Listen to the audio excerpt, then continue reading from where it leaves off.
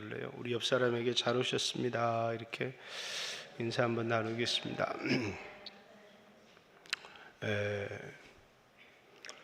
로마서는 1장 1절부터 18절까지 이제 복음에 대한 서론, 복음은 선지자들의 아들에 관한 얘기였다. 그 복음으로 말하면 육신으로 다윗의 혈통으로 나셨고 성결의 영으로 죽은 자 가운데 부활하신 하나님의 아들 예수 그리스도다. 복음을 소개합니다. 내가 복음을 부끄러워하지 아니하노니 복음은 모든 믿는 자에게 구원을 주시는 하나님의 능력이 됩니다. 첫째는 유대인에게 또한 이방인에게로다. 그러니까 복음은 예수 그리스도인데 예수를 믿으면 이방인이든 유대인이든 남자든 여자든 구원을 얻게 된다라고 하는 이야기를 서론으로 로마서 전체 이야기와도 같은 이야기입니다. 그 다음 1장 18절부터입니까? 9절부터 이방인들의 죄를 언급하고 2장은 유대인들의 죄를 언급합니다. 율법을 가졌다고 의인이 아니라 율법을 지키는 사람이 의인인데 어린아이의 선생이라고 하면서 우매한 자의 인도자라고 하면서 자기를 가르치지 않는 유대인들의 죄를 얘기합니다. 3장 1절부터 17절까지 모든 사람이 죄를 지었고 하나님의 영광에 이르지 못하더니라고 해서 모든 인간이 죄인이라는 얘기를 하고 이제 3장 18절 이후에 율법에 다른 한 의가 나타났다고 얘기합니다. 그것은 예수 그리스도를 믿음으로 말미암은 의인데 이 의도 이방인이든 유대인이든 여자든 노예건 남자건 간에 모든 사람이 의롭게 되는데 그 의는 차별이 없다 이렇게 얘기합니다. 그래서 믿음으로 의롭게 되는 도를 설명하고 이제 4장에 예를 두 가지 듭니다. 하나는 아브라함이고 하나는 다윗의 예를 듭니다. 그리고 5장에 넘어가면 예수로 말미암아 그의 피로 말미암아 그의 죽으심으로 말미암아 우리가 의롭게 되었다는 얘기를 11절까지 하고 12절부터는 구원은 소속의 문제다. 첫사람 아담에게 속했느냐 둘째 아담 예수 그리스도께 속했느냐. 그래서 한 사람이 죄를 범하면 모든 사람이 죄인된 것처럼 한 사람의 의로운 행동으로 말미암아 모든 사람이 의롭게 된다라는 이야기를 이제 구원에 관한 이야기를 믿음으로 말미암은 의를 이렇게 설명을 하고 있는 겁니다. 그리고 이제 6장, 7장, 8장은 이렇게 의롭게 된 사람들이 죄를 지으며 살아갈 수 있느냐라고 하는 이야기를 이제 쭉 다루고 있는 것입니다. 근데 예수 믿는 사람들이 자꾸 죄를 짓고 살고 싶은데 그 이유는 뭐냐면 우리 안에 사륵스라고 하는 본능이 있기 때문이다라는 것이고 예수 믿는 사람이 더 이상 죄의 종이 되어서 살지 않는 길이 있다면 그건 죄의 몸이 멸하여서 다시는 죄에게 종노릇하지 아니할 수 있는 길은 예수님이 십자가에 못 박힌 것을 의지하지만 내가 예수와 함께 십자가에 못 박혀야 되는 것을 이제 6장의 결론을 얘기합니다. 그리고 이제 7장에 진단을 얘기하고 8장에 성령으로 말미암아 끊을 수 없는 하나님의 사랑에 대한 이야기를 이제 성결에 관한 얘기를 6장부터 8장까지 쭉 하고 있습니다. 이제 9장 오늘 내용부터가 교회론입니다. 사람들은 교회론이라고 하지 않고 이제 이스라엘에 관한 구원, 이스라엘의 구원에 관한 이야기인데 이 이야기는 이스라엘의 이야기가 아니라 참 이스라엘이 누구인가에서부터 그러면 9장은 참 이스라엘이 누구인가를 얘기를 합니다. 아브라함의 씨가 다 아브라함의 씨가 아니라는 겁니다. 오직 이삭으로부터 난 자라야 아브라함의 씨라 칭함을 얻을 것이다 라고 하면서 아브라함의 씨, 참 이스라엘, 하나님의 백성, 하나님의 나라, 하나님이 아브라함에게 약속한 게 하나님의 나라인데 그 하나님의 나라의 백성이 되려면 아브라함의 씨라고 자동적으로 하나님 나라의 백성이 되는 게 아니라 약속으로 말미암아 거듭난 사람, 약속의 자녀이어야만 아브라함의 씨다 하는 이야기를 누구 얘기를 통해서요? 이삭과 이스마엘의 얘기를 통해서 합니다. 그러면 이삭과 이스마엘 거듭난 사람, 말씀으로 말미암아 난 사람인데 이 말씀으로 말미암은 사람은 누가 결정하느냐? 다시 말해서 우리가 하나님 나라의 백성이 되고 하나님 나라의 백성이 안 되고 하는 것은 내가 결정하느냐 하나님이 결정하느냐라는 것이죠. 내가 원하면 들어가고 내가 원하지 않으면 들어갈 수 없는 거냐? 아니다는 거예요. 그 결정은 우리가 태어나기 전부터 결정되어져 있다라는 것입니다. 그래서 야곱과 에서의 얘기를 통해서 내가 야곱은 사랑했고 내가 에서는 미워했다라고 하는 이야기를 통해서 이 나라의 주권이 하나님께 있다라고 하는 이야기를 합니다. 그러면서 그럼 하나님이 불의하시뇨? 우리 입장에서 그렇게 얘기할 수 있는데 지음을 받은 인간이 지은 자에게 뭐라고 말할 수 있겠느냐? 그렇게 말할 권한이 있겠느냐라고 하는 하나님의 절대 주권에 대한 강조를 얘기하고 있습니다. 하나님의 절대 주권을 빼고 나면 이 문제는 우리에게 굉장히 불합리하게 느껴질 수 있지만 하나님은 절대 주권을 가지신 분으로서 하나님 나라의 특징, 특별히 교회 안에서 가장 중요한 건 하나님의 주권이라고 하는 겁니다.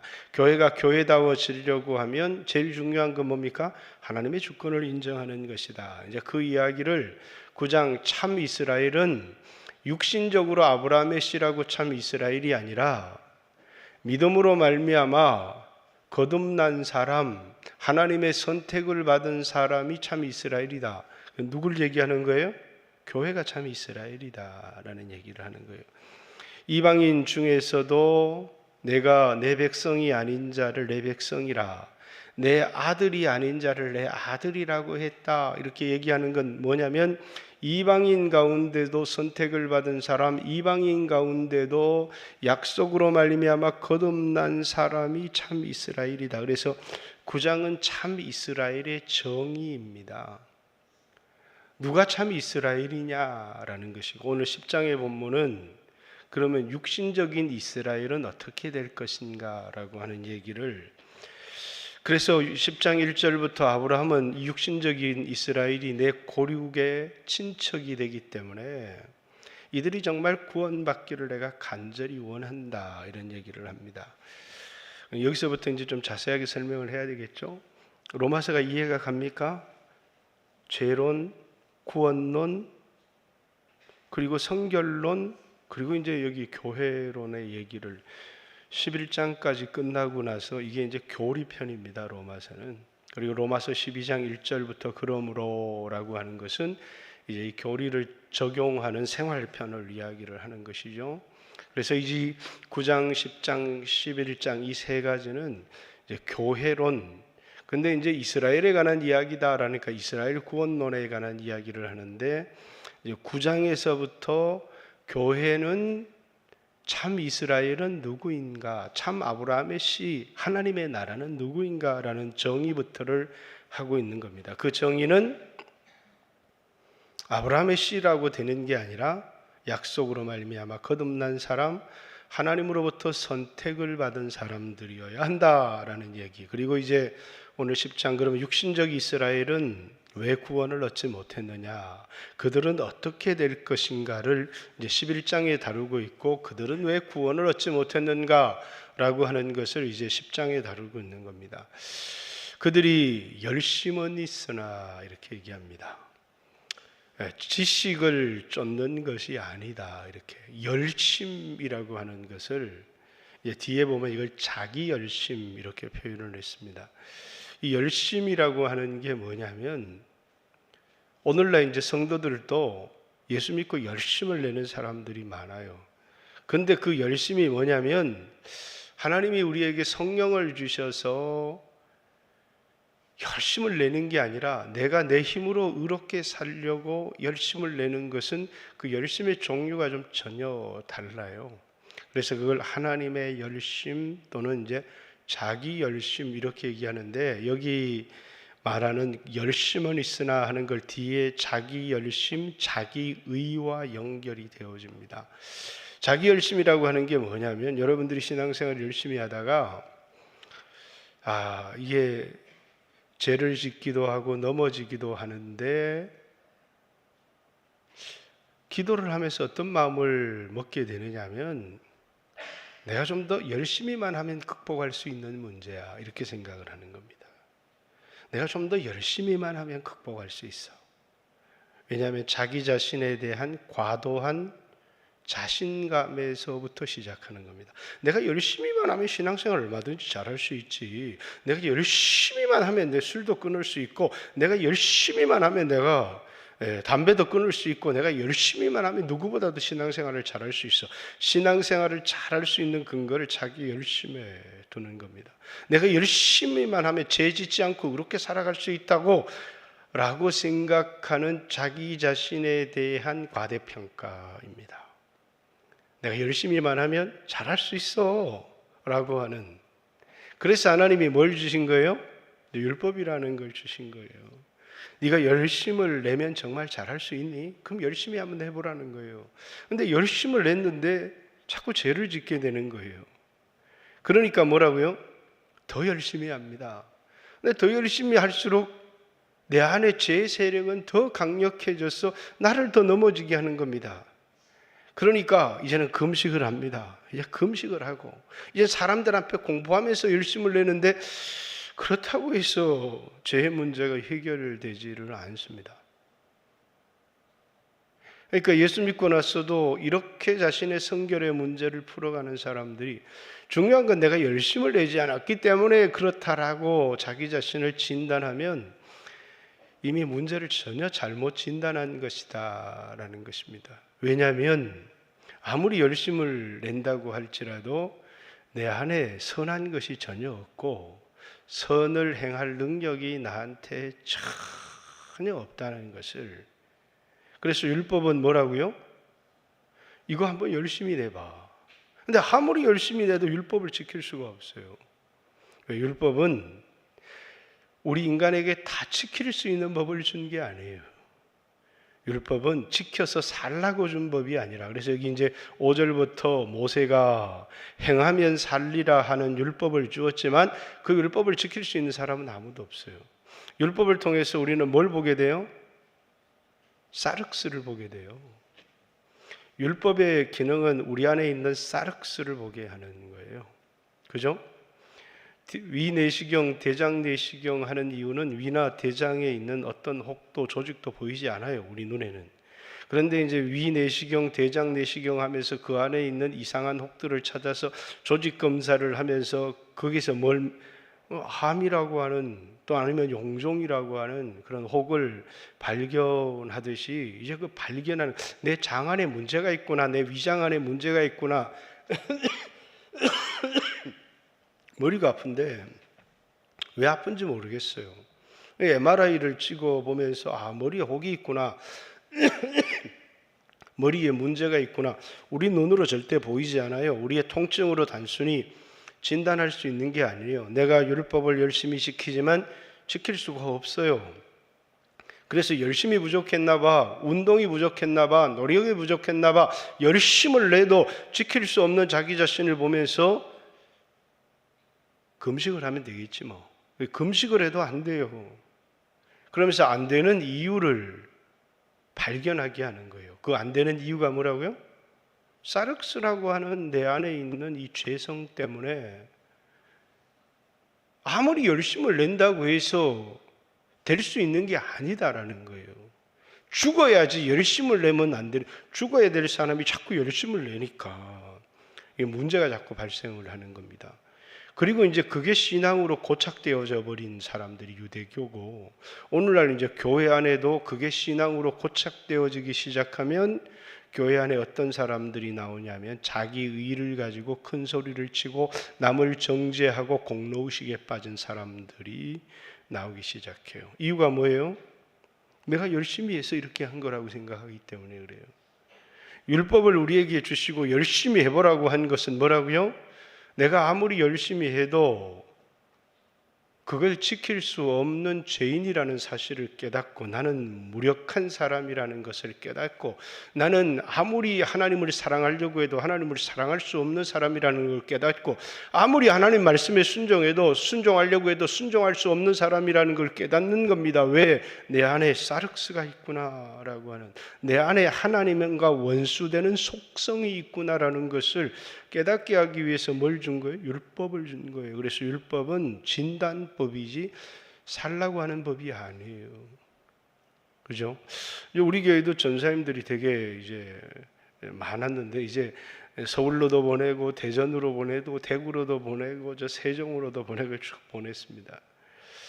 그래서 나가서 사역을 해보면 만만하지 않아요. 우리 교회는 아무도 옳지 내 자식이니까 아무도 뭐라 그러지를 않습니다.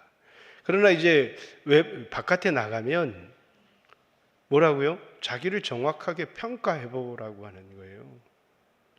그저 이제 우리 교회 있을 때 오냐 전사님 이렇게 하니까 사람들이 어떻게 생각하느냐면 내가 꽤 잘한다 이렇게 생각하는데 그래서 다 나가봐야 된다고 다 나가라고. 그 왜 이 연단이 우리에게 꼭 필요하냐면 정확한 평가를 받아보는 거예요. 그리고 자신이 어떤 사람인지 자기를 보게 하는 거예요. 그리고 그것을 통해서 낙심하고 좌절하고 절망하는 것이 아니고 야, 내가 정말 부족한 사람이구나라는 것을 깨닫고 열심히 하나님 앞에 의지하고 기도하고 성령의 충만을 받고 이렇게 하라고.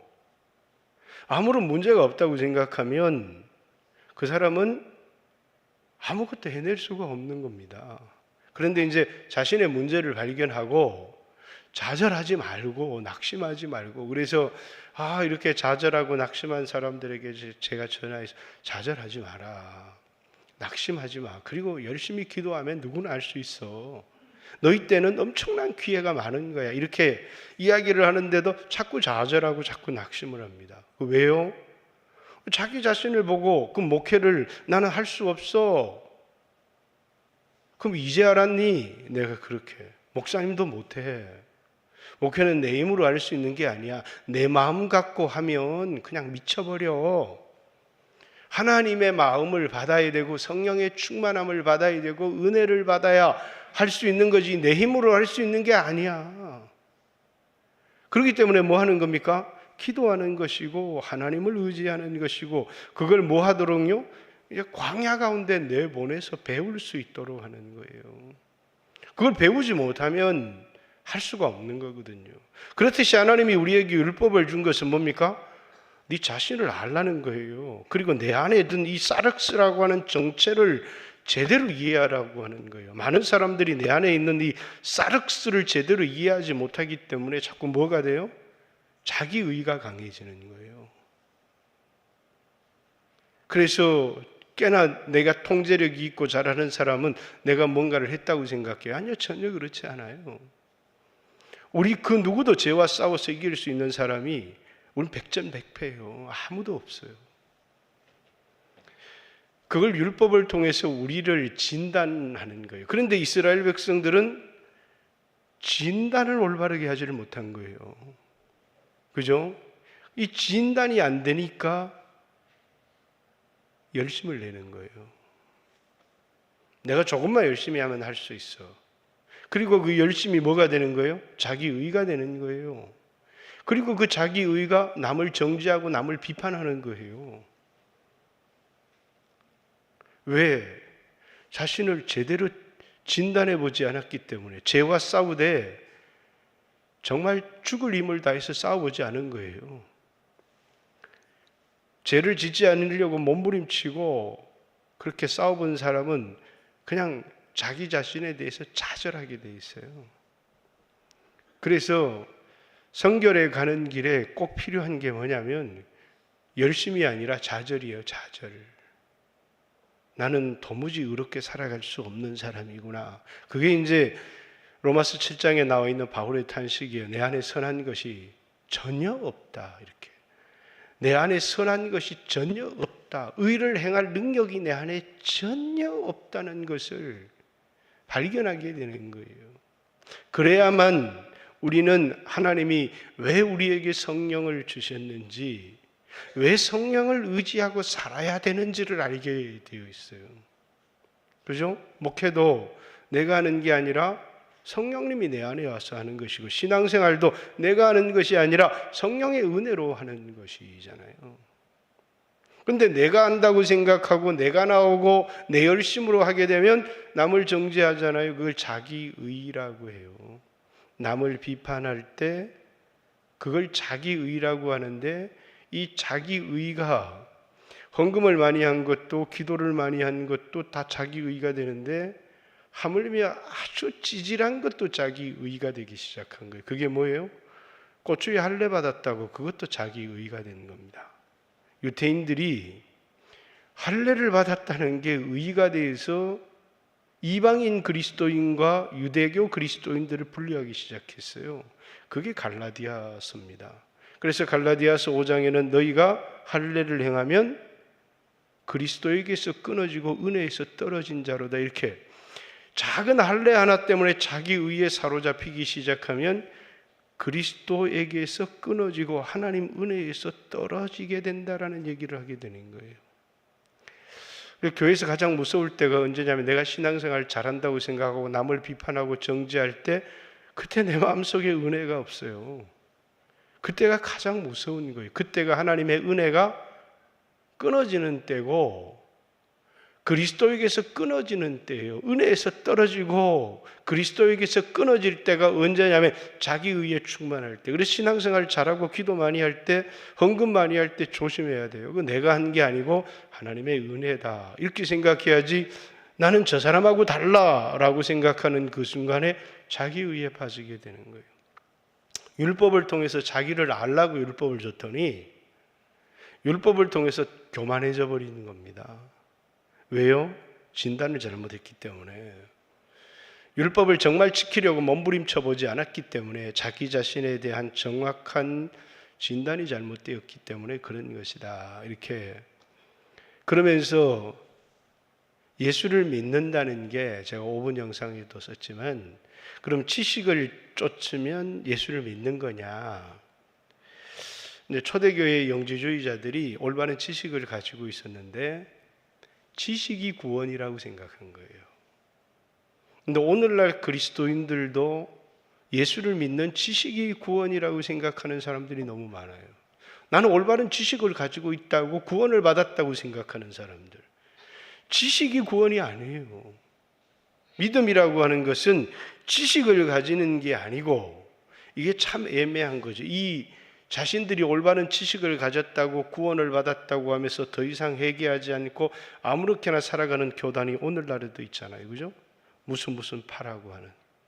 그 외에 자기들이 지식을, 그 지식은요, 구원에 관한 지식을 요즘 전도지 받아보면 얼마나 정확한지 몰라요. 그 지식에는 아무런 문제가 없어요. 그래서 사람들이 이게 뭐가 잘못된 건지 모르겠다는 거예요. 뭐가 잘못된 거예요? 지식에 문제가 없어요. 구원은 지식을 갖는다고 구원을 얻는 게 아니라 인격체이신 예수님을 내 마음의 주인으로 영접하는 걸 믿음이라고 하는 거예요. 믿음은 지식이 아니라 인격체이신 예수님을 내 마음에 모시는 영접이에요.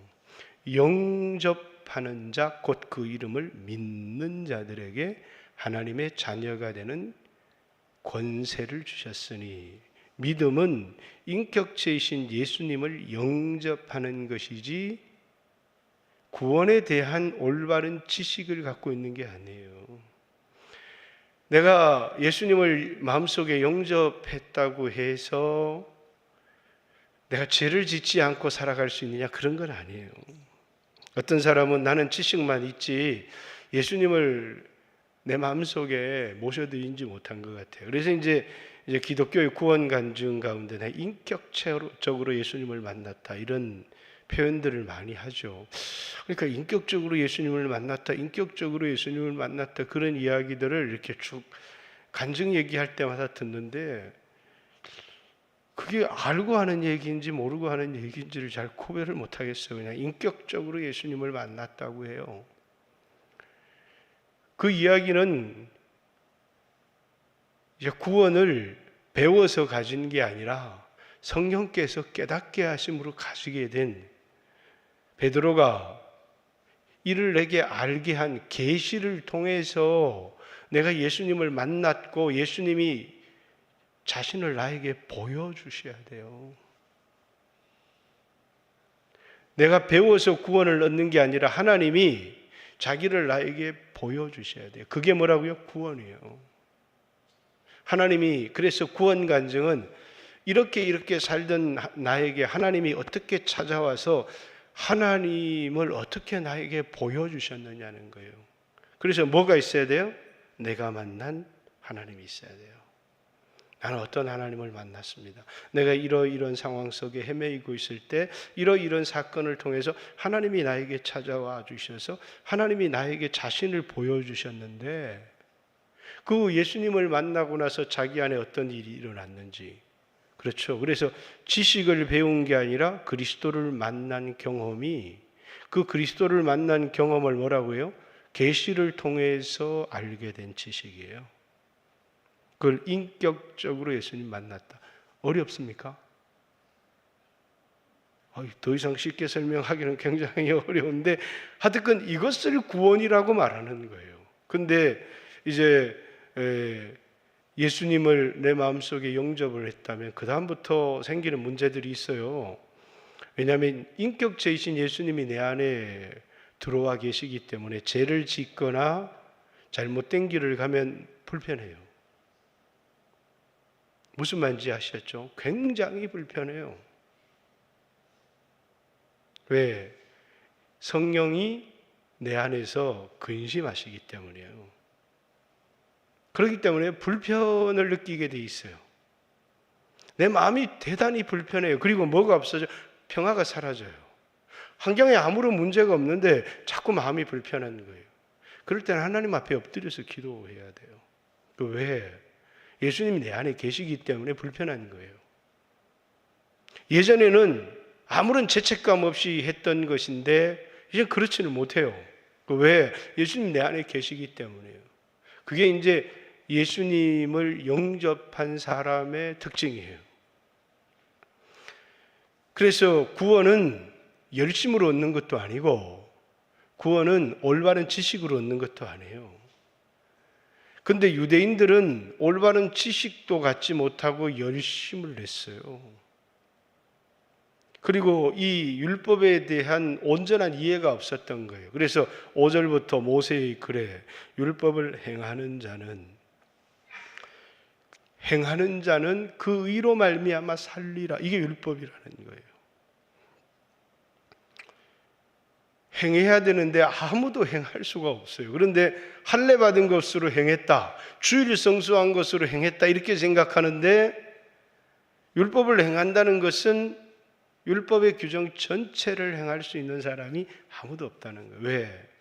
율법은 우리 안에 하나님 마음이 있어야 행할 수 있는 거기 때문에, 하나님을 사랑하고 이웃을 내 몸과 같이 사랑하는 사람이 나타나는 삶이 율법이에요. 어떤 사람들은 율법이 폐해졌다 이렇게 얘기하는 사람, 이제는 율법으로 구원을 얻는 게 아니라 은혜로 구원을 얻는다라고 하는 은혜주의자들이 가끔 있어요. 이런 사람들도 이단이에요. 오늘날 한국교회에서는 이런 사람들을 이단으로 정죄하지 않지만 이제 기독교에서는 이런 사람들을 도덕률 폐기론자들, 율법 폐기론자들이라고 해서 이단이라고 해요. 왜? 율법은 폐하여지지 않았어요. 율법은 선한 것이고, 예수님이 이 세상에 오신 것은 율법을 폐하는 게 아니라 율법을 완전케 하러 왔어요. 예수님이 율법을 폐했다라는 그 이야기는 히브리서에만 나오는 이야기인데, 그 히브리서에 나오는 율법이 폐해졌다는 얘기는 뭘 얘기하는 거예요? 제사법만 얘기하는 거예요. 그 제사법은 뭐기 때문에요? 모형이기 때문에 그래요. 마치 아파트를 짓거나 집을 지을 때 그 집을, 온전한 집을 짓기 전에 뭐가 있어야 돼요? 하나의 거푸집 같은 게 필요하듯이 구약은 그런 모형, 예수 그리스도에 대한 모형, 구원에 대한 모형, 성전에 대한 모형을 어렴풋이 보여준 거예요. 근데 실상이 나타난 거예요. 그런데 이제 더 이상 거푸집은 필요하잖아요. 그래서 의식법, 제사법은 폐하여졌다는 거예요. 그러나 율법의 정신, 그걸 시민법이라고 얘기해요. 1계명부터 10계명까지 하나도 폐하여진 게 없어요. 그래서 예수님은 마태복음 5장에 간음하지 말라 하는 말을 내가 너희에게 하였거니와 마음으로 음욕을 품은 자마다 간음한 자요, 살인하지 말라 하는 계명을 들었거니와 형제를 미워하고 라가라 하는 자마다 살인하는 자, 이렇게 율법을 훨씬 더 강화시키잖아요. 그 왜요? 율법은 폐하여지지 않았기 때문이에요. 또 이제 일부 사람들은 얘기를 해요. 11조가 피해졌다고 이렇게. 마치 11조는 구약, 율법인 것처럼. 11조는 율법이 아니에요. 아니 11조에 율법이란 내용이 들어있다고 할지라도 율법을 받기 전에 11조는 아브라함 때부터 있고요. 성경에 나타난 게 아브라함 때지 그 이전부터 있었을 겁니다. 그리고 야곱 때도 있었고, 왜요? 모세가 이제 모세의 법에 그걸 지정하기는 했지만, 그리고 이제 이 11조라고 하는 거는 이거는 의식법이 아니잖아요. 율법이라고 해도. 그래서 예수님이 이것도 행하고 저것도 버리지 말아야 될 것이니라 이렇게 이야기를 한 거죠. 왜 그렇게 자꾸 사람들이 생각하고 싶어요? 신앙생활 쉽게 신앙생활 하고 싶은 거예요. 이제는 뭐 아무렇게 살아도 돼. 왜 그렇게 신앙을 가고 싶은 거예요? 쉽게 신앙생활 하고 싶은 거예요. 그죠? 신앙생활은 쉽게 하는 게 아니에요. 하나님의 말씀을 지키기 위해서 내 힘으로 불가능하니까 하나님께 기도하고 의지하고 하나님의 능력으로 살아내는 것이 그게 신앙인데, 근데 너무너무 쉽게 신앙생활을 하고 싶으면 우리 안에 예수님 가까이 가고 예수님 마음과 예수님의 은혜가 부어지면 율법을 지키는 건 아주 쉬워요. 그래서 우리의 신앙이 충만할 때는 율법이 어렵지 않아요. 그런데 우리가 하나님의 은혜에서 떨어지면 율법은 우리에게 무척 무거운 짐이 되고 힘이 들어요. 율법이 너무 무겁다. 그러면 여러분이 그리스도에게서 멀어졌다 이렇게 생각하면 돼요. 성령의 충만함을 받으면 뭐가 이루어져요? 율법의 요구가 이루어지느니라 라고 로마서 8장 3절 4절 얘기했고요. 그리고 이제 여기 10장 4절에 보면 예수 그리스도는 율법의 마침이 된다 이런 말씀을 합니다. 이 말은 율법을 행함으로 말미암아 의롭게 된 의, 예수 그리스도를 믿음으로 말미암아 의롭게 된 의, 이 두 의에는 아무런 차별이 없다는 거예요. 여러분이 예수 그리스도를 믿음으로 말미암아 의롭게 된 그 의가 율법 모든 것을 지킨 것으로 인정해 준다는 거예요. 그것이 예수 그리스도께서 율법의 마침이, 율법의 완성이라고 하는 겁니다. 여러분이 예수를 믿는 그 순간에 여러분 율법 모두를 지킨 것으로 하나님이 인정해 준다는 거예요. 그래서 여러분을 의롭다고 이렇게 얘기해 주는 거예요. 여러분의 행위는 따라가지 못하지만, 이게 이제 모세 율법은 이렇게 말했지만 오늘 여기 이제 6절부터 믿음으로 말미암은 의에 대해서 누가 하늘로 올라가겠느냐, 누가 지옥 끝까지 내려가겠느냐 하지 말아라는 것입니다. 우리의 입에 있는 말씀, 내가 너희에게 전한 복음의 말씀인데 이 복음을 믿는 자는 부끄러움을 당치 아니할 것이고 이 복음을 믿는 자는 의롭다함을 얻을 것이다 이렇게 얘기했다는 겁니다. 10장 7절 혹 누가 무저경에 내려가겠느냐 하지 말라 하니 내려가겠느냐 하면 그리스도를 죽은 자 가운데서 모셔 올리려는 것이라. 그러면 무엇을 말하느냐? 말씀이 내게 가까워 내 입에 있으며 내 마음에 있다 하였으니 곧 우리가 전파하는 믿음의 말씀이라. 내가 만일 내 입으로 예수를 주라 신하며 또 하나님께서 그를 죽은 자 가운데 살리신 것을 내 마음에 믿으면 구원을 받으리라. 사람이 마음으로 믿어 의에 이르고 입으로 시인하여 구원에 이르느니라. 성경에 이르되 누구든지 유대인이든지 이방인이든지 그를 믿는 자는 부끄러움을 당치 아니하리라. 누구든지 예수를 믿으면 구원을 얻고 누구든지 예수를 믿으면 의롭게 된다. 유대인이건 이방인이건 남자건 여자건 노예든 자유자든 아무런 차별이 없다. 그 얘기를 하는 겁니다. 유대인이나 헬라인이나 차별이 없음이라. 한 분이신 주께서 모든 사람에게 주가 되사 그를 부르는 모든 사람에게 부여하시도다. 누구든지 주의 이름을 부르는 자는 구원을 받으리라. 유대인이든 이방인이든 예수를 믿어서 구원을 얻는 길밖에 없는데, 유대인들은 자기 의에 빠져서 열심은 있으나 올바른 지식을 쫓지 않다가 그만 자기 의에 빠져서 하나님의 의를 거역했다, 이렇게 얘기를 합니다. 그렇죠, 여러분. 자기의, 이 얘기도 설명하려면 너무 많지만 하나님의 의, 자기 의는 내가 잘해서 구원을 얻었다는 거예요. 그죠? 구원의 그 공로가 자기에게로 돌아오는 겁니다. 그래서 자기 의에 빠진 사람은 반드시 교만해집니다. 하나님의 의에 사로잡힌 사람은 뭡니까? 은혜에 사로잡힌, 내가 구원을 얻은 것은 하나님 덕이다 라고 생각하는 사람들이죠. 여러분, 하나님의 은혜를 생각하고 생각할수록 너무너무 큽니다. 여러분이 태어나서 산 시기는 반만년 우리 민족의 역사 가운데 제일 구원을 많이 얻을 때, 복음이 모든 사람에게 전해질 때, 그때 여러분이 이 땅을 산 겁니다.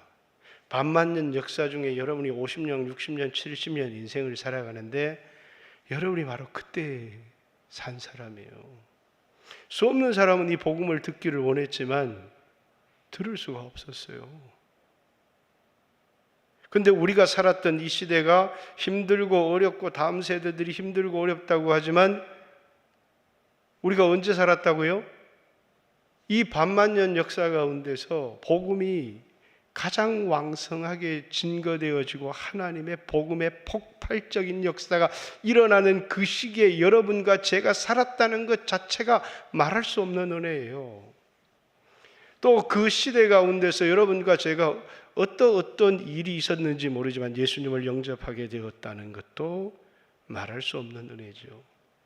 반만년 역사 가운데 우리 민족이 가장 잘 살고 배골지 않던 시대를 살았던 사람도 여러분입니다. 육신적으로나 영적으로나 여러분들은 뭡니까? 엄청난 복을 받은 사람들입니다. 엄청난 은혜를 받은 사람들인데 다 내가 잘해서 잘 살고 있다고 생각하는 거예요. 여러분이 선택받은 사람이기 때문에 이거 특별한 은혜가 여러분에게 주어졌는데 우리에게 감사가 없어요. 왜? 은혜를 알지를 못하기 때문에 그래요. 여러분과 저는 이 반만년 역사 속에서 아주 특별한 사람들이에요. 그리고 아주 특별한 사명을 받은 사람들이기도 합니다. 이 반만년 역사 가운데 이 복음을 들고 2만여 명의 선교사가 해외에 파송되어져 있는 이 때도 뭡니까? 이 시대를 살아가는 우리가 가장 유일하잖아요. 그죠? 여기 오늘 이제 14절부터 그들이 믿지 아니하는 일을 어찌 부르리요? 듣지도 못한 일을 어찌 믿으리요? 전파하는 이가 없이 어찌 들으리요? 뭐가 있어야 돼? 전파하는 사람이 있어야 되고 듣는 사람이 있어야 되고 그래야 믿을 수가 있다는 거예요. 믿음은 들음에서 나는데 들으려고 하면 어떤 사람이 있어야 된다는 겁니다. 전파하는 사람이 있어야 되고 전파하는 사람이 있으려면 보내주는 사람이 있어야 되고 사람이 들어야 믿을 거 아닙니까?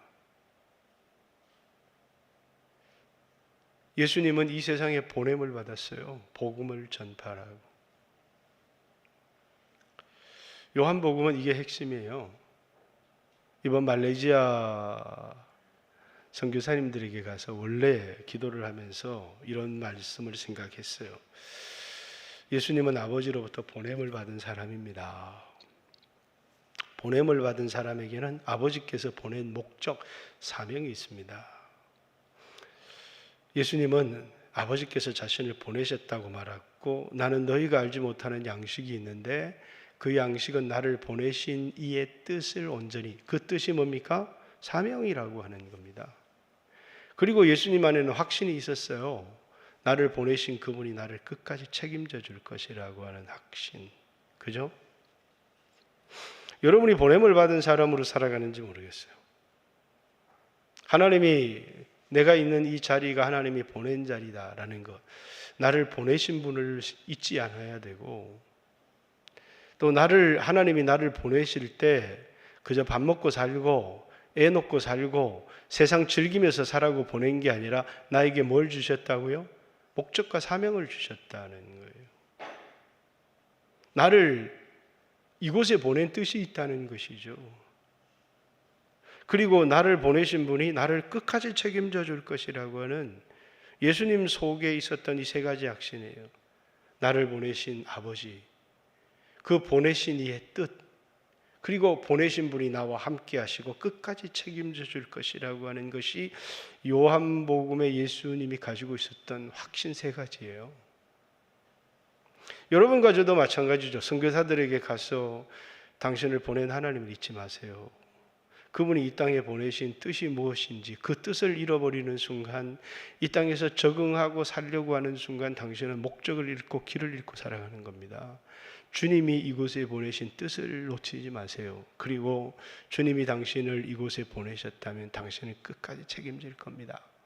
그 얘기를 하려고 했는데 가서 선교사님들을 보니까 보통 노련한 분들이 아니에요. 평생을 그렇게 사신 분들에게 설교를 한다는 게 너무너무 부끄러웠습니다. 그래서 똑같은 설교를 했지만 보내신 분이 어떤 분인지를, 그분의 성품에 관한 말씀을 이제 전했습니다. 특별히 그분의 인자하심에 관한 말씀을 사람들에게 이제 전하고 싶어서 전하기는 했습니다만은, 어쨌든 여기에 우리가 구원을 얻게 되는 이 과정을 설명을 하고 있어요. 들으려면 누군가 전파해야 되고, 전파하려면 누군가 보내줘야 된다는 거죠. 하나님이 교회를 이 땅에 세웠습니다. 왜 세웠을까요? 우리를 이 마상에 보내신 겁니다. 왜 보냈을까요? 복음을 전하라고. 그래야 그 사람들이 들을 수 있지 않느냐고. 들어야 믿을 수 있지 않겠느냐고. 전하는 자가 없는데, 들을 수가 없는데 어떻게 그 복음을 믿을 수 있겠느냐고. 이제 그 얘기를 하는 겁니다. 말레이시아에서는 복음 말할 수가 없는, 언어가 안 통해서 말할 수가 없고, 헌법적으로 복음 전파가 불법이니까 말할 수가 없고, 말하다가 한 번이라도 걸리면 추방되니까 말할 수가 없어요.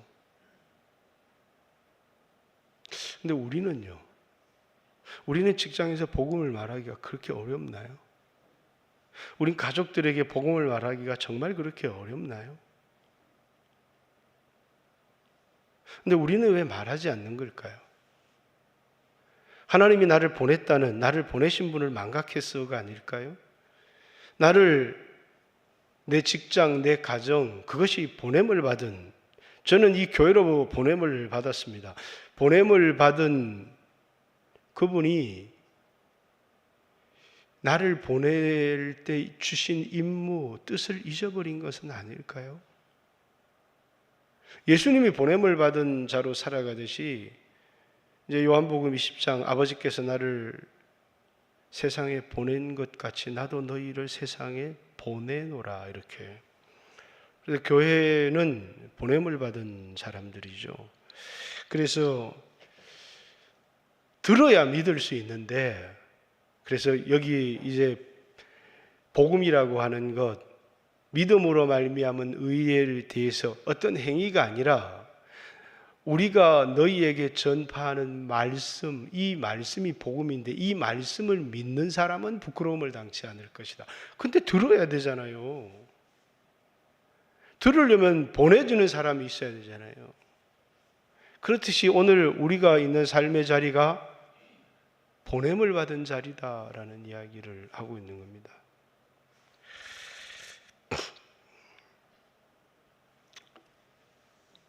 네, 잠깐만요.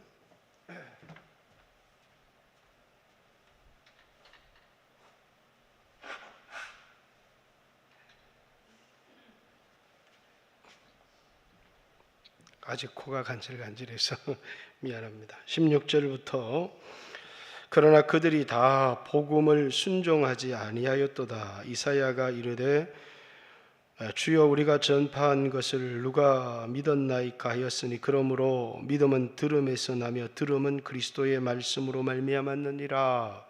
그리고 19절 유대인들에게도 이 복음이 다 증거됐다는, 그러나 내가 말하노니 그들이 듣지 아니하였느냐. 그렇지 아니하니 그 소리가 온 땅에 퍼졌고 그 말씀이 땅끝까지 이르렀도다 하였느니라. 그러나 내가 말하는 이스라엘이 알지 못하였느냐. 먼저 모세가 이르되 내가 백성 아닌 자로서 너희를 시기하게 하며 미련한 백성으로서 너희를 노엽게 하리라. 백성 아닌 자, 이방인들로 하여금 너희를 시기나게 하고 백성 아닌 자들로 말미암아 너희를 노엽게 하리라. 이렇게 얘기합니다.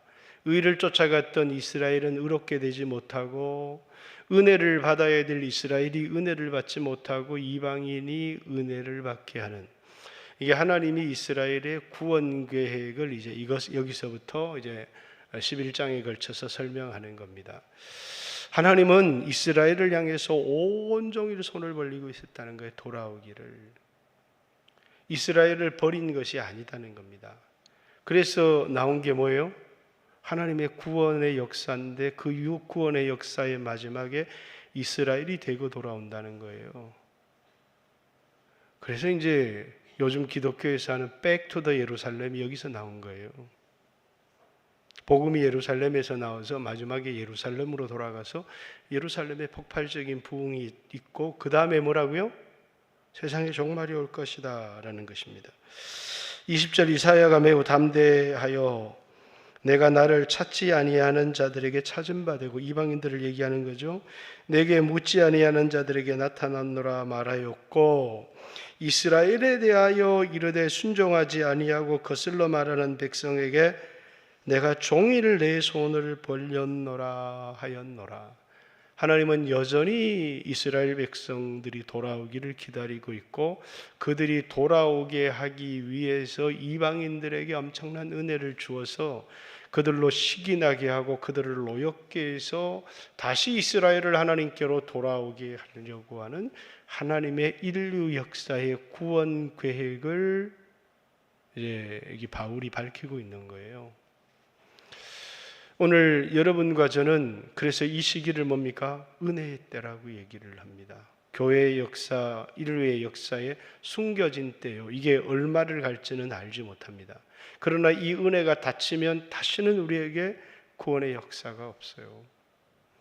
여러분과 저에게는 구원의 기회고 쓰임받을 기회고 복음을 전파할 수 있는 아주 소중하고 중요한 기회에 대해 여러분과 제가 살아가고 있어요. 그런데 우리는 하나님의 구원의 역사에 대해 관심이 있는 게 아니라 지금 내가 남들보다 좋은 차를 타야 되고 내가 남들보다 여행도 많이 가야 되고 내가 남들보다 왜? 하나님의 전체 경륜의 역사에서는 우리가 전혀 무관심하고 단지 이제 내가 어떻게 이 땅에서 잘 살아가고 좀 쓰임받기를 원하지만, 아니죠. 우리가 지금 어떤 때를 살았고 지금 우리에게 주어진 기회가 뭔지를 우리가 정확하게 이해를 해야 돼요. 우린 이미 말할 수 없는 은혜를 받았는데, 근데 이 은혜를 받은 사람이 이 은혜의 의미를, 뜻을 제대로 알지 못하고, 어떤 사람들은 이 은혜에 대한 값으로 먼 나라에 갈 말도 통하지 않는 나라에 가난을 무릅쓰고 그들에게 보내진 자로서 복음을 전하고 증거하며 살아가고 있는데, 오늘 우리가 살아가는 삶은 어때요?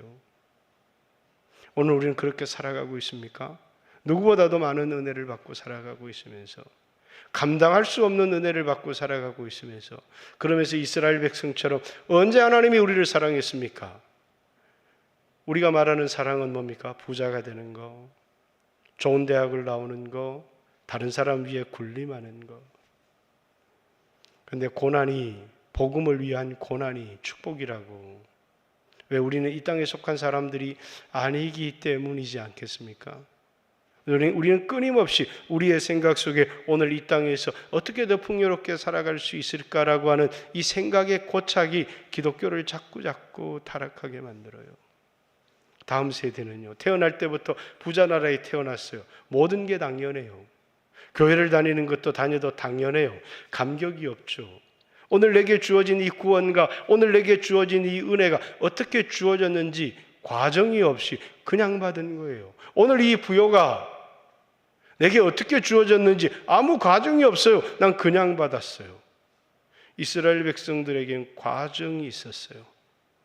율법을 주어졌고 율법을 지키기 위해서 몸부림쳤지만 율법을 지킬 수 없어서 좌절했고 절망했고 그리고 영원히 멸망할 수밖에 없는 자기 자신을 인하여 탄식을 했는데 하나님이 하나밖에 없는 독생자 가장 소중한 아들을 세상에 보내서 여러분과 저를 위하여 죽어주심으로 말미암아 내게 베풀어 주신 이 구원이라고 하는 것은 그들에게 있어 말할 수 없는 감격인 거예요. 예수를 믿음으로 율법 전부를 지킨 것과 동일하게 의롭다함을 받는다라고 하는 것은 말할 수 없는 감격이잖아요. 그들에게 뭐가 있어요? 히스토리가 있어요. 과정이 있어요. 그래서 은혜의 가치를 알아요. 그런데 히스토리가 없어요. 태어날 때부터 부자 나라에 태어났는데 이거 거저된 거 아니야? 그러니까 뭐예요? 우리는 무슨 세대를 경험하며 살아가고 있어요. 세대들마다 특징이 너무 뚜렷해요. 근데 너무너무 힘든 게 있어요. 여기 아마 70이 넘으신 분들은 제가 태어날 때만 해도 우리나라는 후진국 중에 후진국이었어요. 그죠? 국민당 인소득이 $100가 안 되는 우리 후진국에 태어났습니다. 근데 선진국이 된 겁니다. 근데 어떤 사람들은 태어날 때부터 선진국에 태어났어요. 이해가 되겠습니까? 그래서 이렇게 살아간대요. 모든 부여가 당연하니까 20살 먹은 아들은 한 달에 200만 원, 300만 원 쓰는데 돈을 하나도 안 벌고 쓴대요. 그런데 한 달에 300만 원, 400만 원 은퇴한 연금을 받고 살아가는 사람은 아파트 경비원으로 일을 한대요. 왜 이제 얼마 전에 장원에 있는 목사님과 얘기를 하면서 자기 아파트에 해군 제독이 아파트 경비원을 한대요. 해군 제독이. 그래서 해군 제독까지 하신 분이 왜 이렇게 경비원을 하십니까? 연금이 한 400, 500 충분히 나오지 않습니까? 그 돈은 아들이 다 씁니다. 아들은 40이 넘었는데 아무 일도 안 하고 아들이 그 돈을 다 쓴다는 거예요. 자기는 쓸 용돈이 없대요. 그러면서 70이 먹은 아버지는 아들의 미래를 생각해서 오늘도 경비 일을 합니다. 그런데 아들은 아무 걱정이 없어요. 언제까지도 이 돈은 계속 나오는 거고 당연한 거니까. 왜? 히스토리가 없기 때문에요. 오늘 나에게 주어진 이 풍요가 부모 세대의 어떤 피눈물과 고통과 헌신을 통해서 이루어진 것인지를, 그래서 아버지는 얘기를 하잖아요. 나 때는 말이야. 그러니까 젊은 애들이 라떼, 꼰대라고 하고 맙니다. 웃기는 시대가 되어져 버렸잖아요. 그죠? 아주 웃기는 시대가 되어져 버렸어요. 이해할 수 없는. 한국 남자가 일본 여자, 한국 여자하고 물에 빠졌는데 일본 여자는 구해주는데 한국 여자는 안 구해주더래요. 그래서 한국 여자가 구해주세요, 구해주세요. 아무리 구해도 구해주지 않더래요. 왜 안 구해줬느냐 그랬더니 한국 여자는 구해주면 성추행이라고 고발하니까 구해줄 수가 없다고. 너무너무 상식에 벗어나는 일들이 우리 사회에 많이 일어나고 있기 때문에 아마 이런 유머들도 나왔을 겁니다. 그러나 그럼에도 불구하고 소통이 되어져야 되고 우리의 자녀들에게 이 복음이 우리에게 이른 과정, 또 우리 민족이 이렇게 풍요롭게 되어진 과정들은 이해되어져야 되는데 아무 생각이 없다는 겁니다. 여러분, 구원이 작은 겁니까? 말할 수 없이 큰 것이에요. 그래서 이스라엘 백성들이 느끼는 그 구원은 말할 수 없는 겁니다. 그래서 그들은 이 구원을 받은 사람으로 자신의 전 인생을 던지고 헌신하는 거예요. 누구처럼요? 바울처럼요. 바울은 이 복음을 위하여 자기의 전 생애를 바쳐도 자신의 인생이 아깝지 않다는 거예요. 왜? 은혜가 커서, 너무 커서. 그러나 오늘 우리에게 주어진 이 은혜는 뭡니까? 뭐 누구나 믿기만 하면 받는 건데 뭐. 너무너무 하찮고 가치 없는 것이 되어져 버렸어요. 오늘 여러분이 듣고 있는 이 복음은요, 누구나 들을 수 있는 복음은 아니에요. 아무나 듣고 가질 수 있는 것은 결코 아니다는 것을 기억해야 합니다. 여러분이 이 들은 복음을 소중하게 붙드십시오. 그리고 이 땅에 살았던 수없는 그 사람들이 이 복음이 없어서 헛된 인생을 살아갔고, 이 복음을 알지 못해서 육신을 위해서 살다가 자신이 이 몸뚱아리 육체인 줄 알고 살다가 자신의 인생 전체를 끝내버린 사람들이 이 땅에 거반이 그렇잖아요. 그렇지 않고 살아가는 사람이 0.01%라도 됩니까? 반만년의 역사 가운데. 그런데 전 세계에 그런 사람은 넘쳐나고 있어요. 우리는 그들에게 이 복음을 전해야 되는 겁니다. 뿐만 아니라 우리는 기도해야 돼요.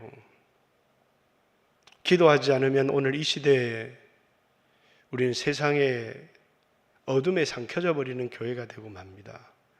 오직 하나님의 성령이 아니고는 이 복음은 빛날 수가 없어요. 이 복음을 빛나게 하고 전해지게 하고 우리 가운데 생명이 되게 하시는 건 성령의 역사예요. 우리의 열심, 우리의 노력이 결코 아닙니다. 우리는 결코 이 복음 앞에서 그 누구도 교만할 수가 없어요. 우린 겸손해야 되고 은혜를 사모하는 자가 돼야 되고 내 힘으로 살아가는 사람이 아니라 하나님의 은혜로 살아가는 사람이 되어져야 돼요. 이 시간에 같이 한번 하나님 앞에 내가 받은 이 복음이 얼마나 소중한지를 꼭 생각했으면 좋겠습니다. 그리고 예수님을 내 마음속에 정말 진정 주인으로 영접하고 그분과 동행하는 삶을 살아갈 수 있도록 예수 그리스도로 말미암아 내게 온 이 은혜가 얼마나 크고 소중한 것인지, 또 이 은혜에 합당한 삶을 살아가기 위해서 이 세상에 보냄을 받은 자, 나를 보내신 분, 나를 이 땅에 보내실 때 내게 주어진 사명이 무엇인지, 그분이 세상 끝날까지 나와 함께 하겠다는 그 약속을 붙들고 같이 한번 하나님 앞에 주여하시고 기도하는 시간을 갖기를 원합니다. 같이 한번 한 15분 이상 간절하게 이 말씀을 생각하면서 한번 기도 드리겠습니다. 주여